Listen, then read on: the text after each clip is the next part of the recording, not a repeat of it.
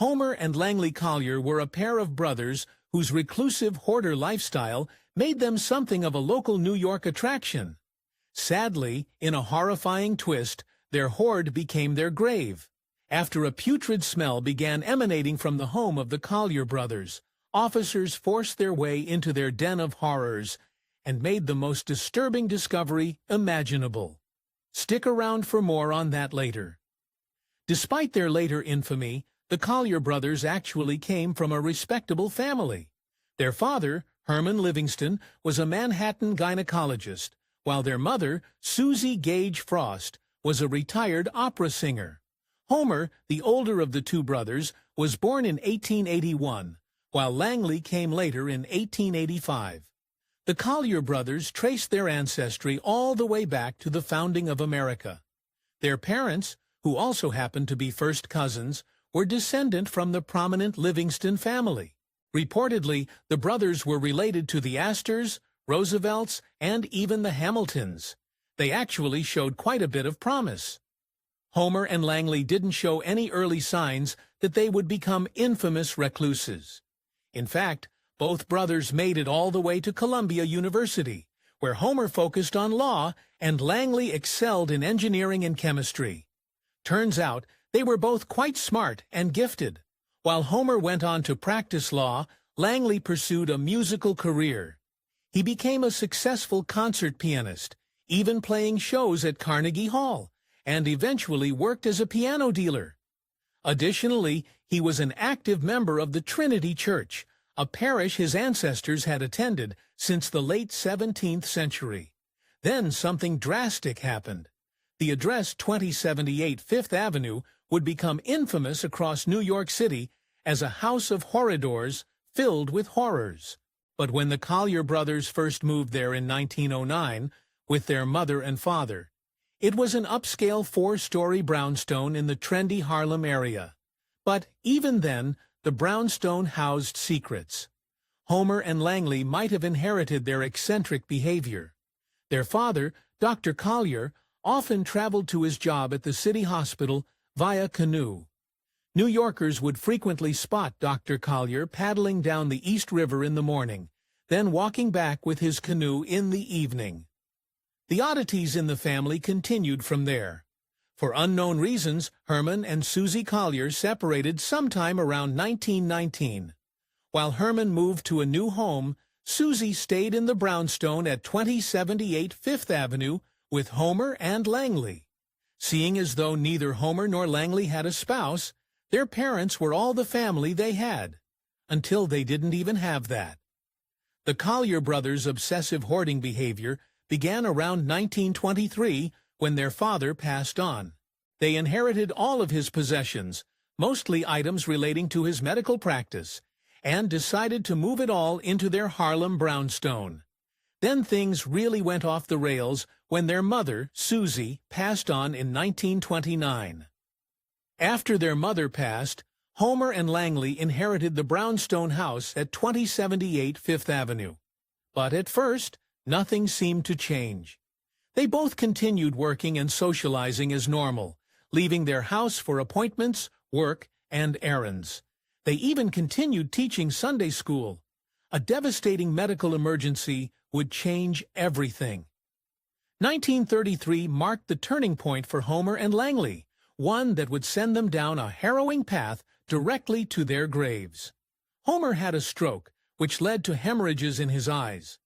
Tragically, this caused him to go blind. This devastating medical condition forced Langley to quit his job so that he could become his brother's caretaker. Thus began their slow retreat from regular society. Shortly after Homer lost his sight, the Great Depression tore through the Collier brothers' Harlem neighborhood. From their brownstone, they watched with increasing alarm as their upper-class neighborhood began changing. They were fearful of the growing black demographic, as well as the poverty trickling in. It turns out that their new neighbors were watching them just as closely. As the Collier brothers retreated to the relative safety of their brownstone, rumors and speculation began to swirl around Harlem. The new Harlem residents whispered about the odd reclusive brothers who lived at 2078 Fifth Avenue, often gathering outside the apartment in hopes of catching sight of them. Then curiosity turned to hostility. As the brothers retreated further into their brownstone, their eccentric behavior became even odder, and the curiosity of their neighbors turned to hostility.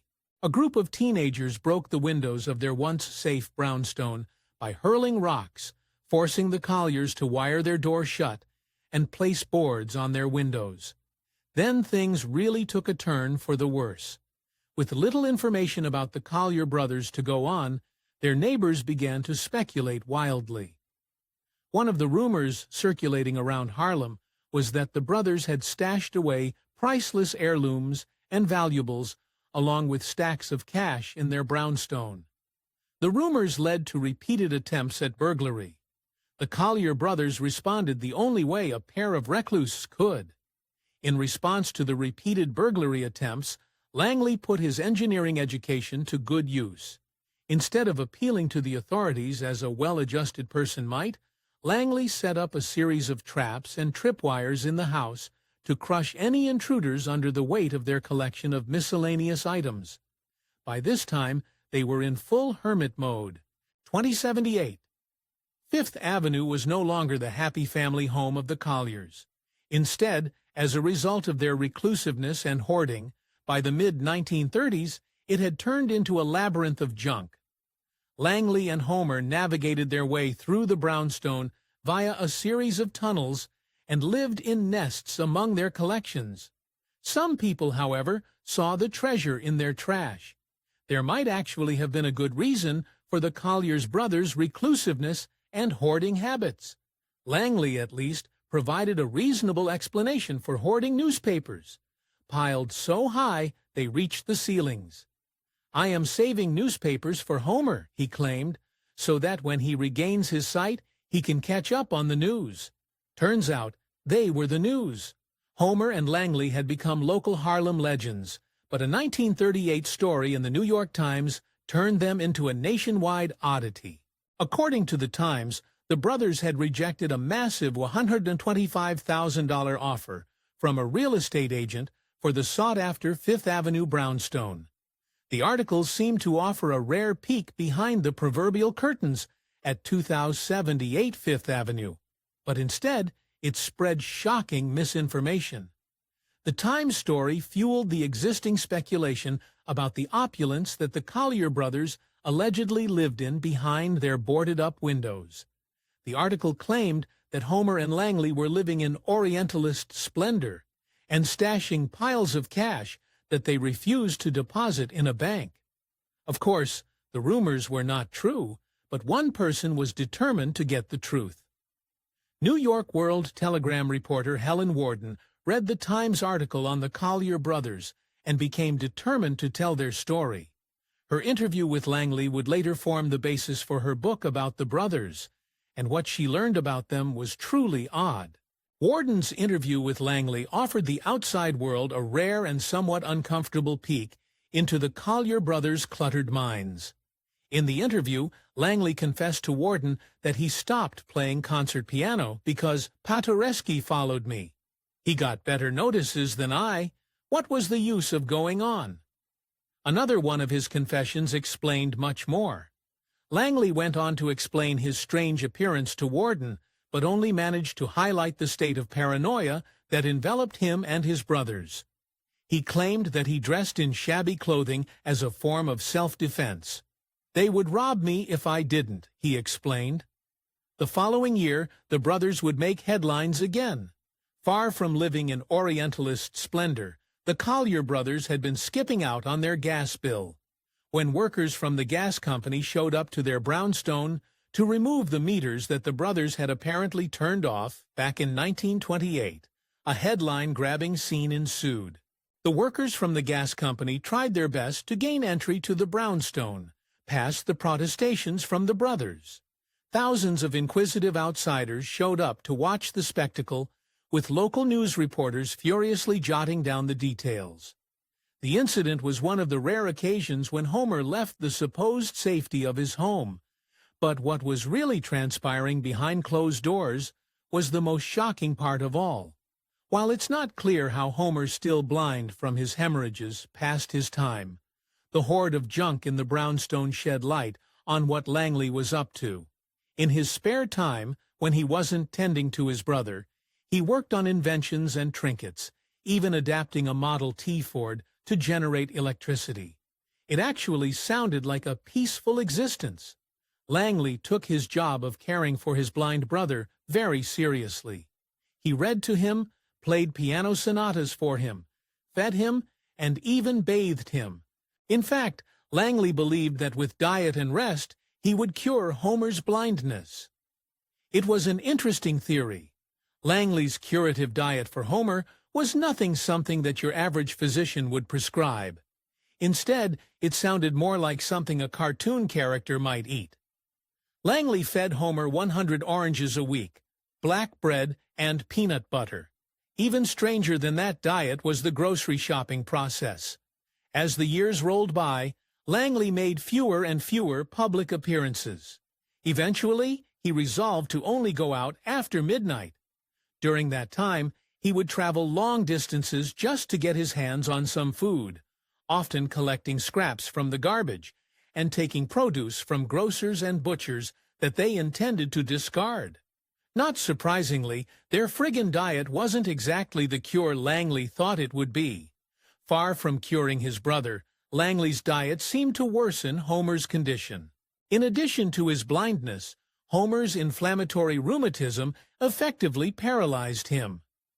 Nevertheless, both brothers refused to seek professional medical care, as they believed doctors would only make Homer's condition worse. They might have had a point. Homer and Langley weren't your average reclusive hoarders. They had some medical knowledge. As Langley once said to a reporter, "You must remember that we are all sons of a doctor. We have a medical library of 15,000 books in the house. We decided we would not call any doctors. You see, we knew too much about medicine, but clearly nothing about property maintenance." The Collier brothers' once happy home at 2078 Fifth Avenue turned into a lean-to over time. By 1938, the brownstone was in desperate need of repairs, with the ceiling and walls beginning to crumble. To make matters even worse, their negligent attitude toward bills led to the disconnection of electricity, water, and gas. Homer and Langley didn't seem to mind the fact that their brownstone had turned into a hovel. Langley used a tiny kerosene heater to keep the apartment warm enough. He retrieved water from a nearby park and only maintained a connection with the outside world via a homemade radio. Despite their eccentricities, or perhaps because of them, the Colliers had actually become quite popular with their neighbors. They described Langley as a seemingly pleasant man with good manners, but noted that he was crazy. Likewise, a reporter described Langley as soft-spoken and polite, with a liking for privacy. When he did appear in public, Langley cut a striking figure. He appeared perennially unkempt. His clothes were more like rags, barely hanging on by way of pinning. Two of his strongest identifying features were his boating cap and long, rather sad-looking mustache. Homer, on the other hand, almost never appeared in public after becoming blind, and they went to extreme lengths to keep Homer hidden. Langley caught some of his Harlem neighbors attempting to sneak glimpses through his windows. In response, he purchased the neighboring property for $7,500 in cash. Clearly, Langley was willing to sacrifice a lot to keep prying eyes away from his brother, even if it risked their safety. In 1941, a fire broke out in the Collier brothers' home, but when the firemen showed up to save them, they were surprised at Langley's reaction. Not only did the younger Collier brother deny the firemen entry, but he also wouldn't allow them to see his brother at all. Clearly, things had gone far enough. By late 1942, it seemed like everyone had had enough of the reclusive brothers, including their bank. After years of failing to pay their mortgage, the Bowery Savings Bank initiated the process of evicting the brothers and sent a crew to clear the brownstone. Obviously, that didn't go over well with Langley. When the cleanup crew arrived at 2078 Fifth Avenue, Langley exploded on them. The argument was so heated that neighbors had to call the authorities. When officers arrived on the scene, they tried to break down the front door only to find that behind it was a solid wall of junk that reached all the way to the ceiling. What was in that junk, however, was even more shocking. When the officers finally managed to push their way through the junk, they discovered a stoic-looking Langley standing in a small, debris-free section of the floor. Langley didn't even utter a single word. All he did was cut a check for a staggering $6,700, which is nearly $125,000 today, to settle the mortgage he owed, in full. After that, he almost never appeared in public again. From there, things got really bad. In early 1947, officers received an anonymous tip from a Charles Smith that there was a rotting corpse in 2078 Fifth Avenue. The callers said that the brownstone exuded an odor of decomposing flesh. Giving the frequent calls about the Collier brothers, they only sent one patrol officer. They would need many more. When the officer arrived at the Collier brothers' brownstone, he had no way of getting inside to perform a wellness check. The callers had long since removed the doorbell and disconnected their telephone. Even the windows all had iron bars. There was also something peculiar about the airy silence. Eventually, more officers arrived at the brownstone and forced their way in, hurling the Collier brothers' junk into the street so they could proceed. Slowly, with stacks of old newspapers, boxes, umbrellas, and a consortium of other miscellaneous items emptying out on the streets, a crowd began to gather. Sadly, they'd only find a tragic scene. 5 hours of rummaging through the Collier brothers' hoard finally brought officers to a small alcove, and then the apparent source of the horrid stench. There, officers discovered the lifeless body of Homer Collier in a little nook nestled among the many newspapers and boxes. His appearance terrified them. Langley had always been fiercely protective of his brother, refusing to allow anyone to see him. So, when the officers laid eyes on Homer's body, his appearance shocked them to their cores. The bathrobe he wore was disheveled and falling apart. His hair was another matter, long and gray, having grown down to his shoulders. In other words, he looked neglected, and he was. Once the officers cleared the scene and removed Homer's body, it became apparent that he had been suffering for a while. The medical examiner attributed Homer's demise to heart disease and starvation. Tragically, he estimated that Homer had only passed on 10 hours before officers found him. What was more shocking, however, was what the officers didn't find. Authorities could find just about anything in the Collier brothers' hoard. Anything, that is, except for the other Collier brothers. After discovering Homer, officers were unable to locate Langley. At first, they believed that he may have been the anonymous tipster, but when he failed to appear at Homer's funeral on April 1st, they knew something wasn't right. Even more mysterious than Homer's demise was Langley's disappearance. Just as speculation had swirled around the brothers before, people began to whisper that Langley was in the wind. Some believed that he was headed for Atlantic City, sparking a manhunt that encompassed 9 states. He was a lot closer than anyone knew. With Homer having sadly expired and Langley nowhere to be found, officers took the opportunity to clear the brothers' brownstone. Some of the more noteworthy items they found included over 25,000 books, 8 cats, an assortment of musical instruments that included 14 pianos, and, perhaps most shockingly, pickled human organs. All of that paled in comparison to what they found next. Thousands of people gathered to watch as cleanup crews opened the doors at 2078 Fifth Avenue and threw out the trash, but nothing could have prepared anyone for what they found in a tunnel alongside old bed springs and furniture. The decomposing, rat-eaten body of Langley Collier. Turns out his remains were the real source of the awful stench. Though Langley's disappearance had sparked a multi-state manhunt, cleanup crews discovered his lifeless body just 10 feet away from where officers had stumbled upon Homer's body. But the tragic discovery had a tinge of irony to it. Officers suspected that Langley had accidentally triggered one of his traps and asphyxiated himself. The downfall of the Collier brothers marked the end of their family's illustrious history, and they were buried in unmarked graves next to their parents. Some years later, the city considered the brownstone at 278 Fifth Avenue to be unsafe and had it demolished. In an ironic kind of way, it was the ending that the Collier brothers had always wanted. After all, when questioned why he and his brother had decided to become recluses, Langley had a simple comeback: "We don't want to be bothered." Thanks for watching History Exposé.